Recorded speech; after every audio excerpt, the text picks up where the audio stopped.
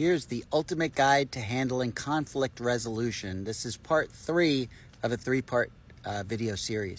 Hey guys, my name is Dr. Mark Shankman, CEO and founder of Rentec Global Solutions, entrepreneur, oral surgeon, here to provide you value and to change the world one video at a time. So now that we learned about the 6-second rule and the 90-second rule, we're going to learn how these two things together can actually influence conflict resolution and can change the direction of your future and how you handle conflict in the moment. So we're going to use some real-world scenarios to describe how the 6-second and 90-second rules work to handle conflict resolution. So here's topic number 1. So let's say you're meeting with a friend and they say something that's inflammatory or feels like a personal attack. You're certainly going to get ramped up. You're going to feel hurt, feel violated, feel like you were just slammed, and you may want to lash out. You may want to say something that you'll regret later. Here's what you do instead. So instead of replying harshly, instead of lashing back out, you might say to that friend, "Hey, what you just said kind of twisted me the wrong way. Let me get a little clarification. What exactly did you mean by what you just said?" This opens the door to conflict resolution, increased clarification, and preventing the conversation from spiraling out of control. So now let's play it out even a little bit further. Now that you've used the 6-second rule to allow your mind to come up with a thoughtful response, the initial physiologic reaction you get from that hurtful quote or statement that your friend made triggers the adrenaline rush, triggers the physiologic response of fight or flight, and now it's up to you to use that 90 seconds to allow that physiologic response to dull, to quiet, and formulate a proper response that's not going to ruin the relationship. So if you use that 90-second rule, you're going to actively use your mind to not replay that in your mind over and over and over again, and preventing that constant physiologic response from occurring and keeping you angry, keeping you in that moment where you want to lash out and you want to say something that you'll ultimately regret.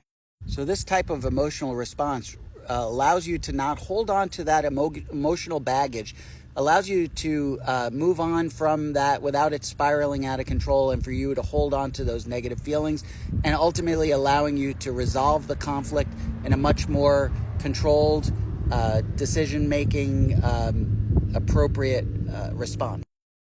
So let's go ahead and use a professional situation. Let's say your boss comes into your office and says, "Hey, Mark, I've noticed that for the last 3 quarters your numbers are down. And, I don't know if you don't get those numbers up in the 4th quarter, if you're going to have a job here, you're going to be able to be on board with us going forward in the future." Now, that kind of statement can certainly trigger an emotional response.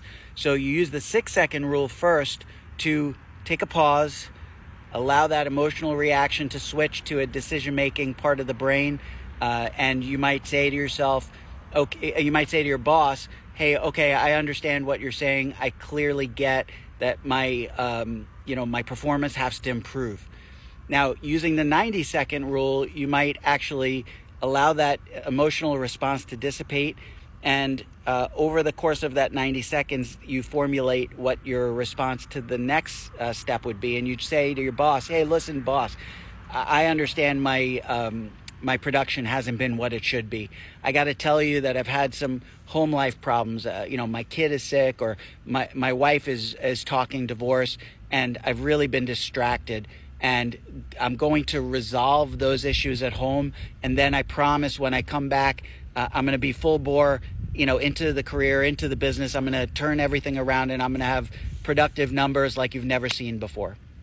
Imagine that response versus, "Hey, I got a lot of shit going on, and you need to be understanding. I will make it better, but I got a lot of stuff going on right now, and it's just not going to turn around right now." They're going to be two very different responses from your boss if you give those different instances.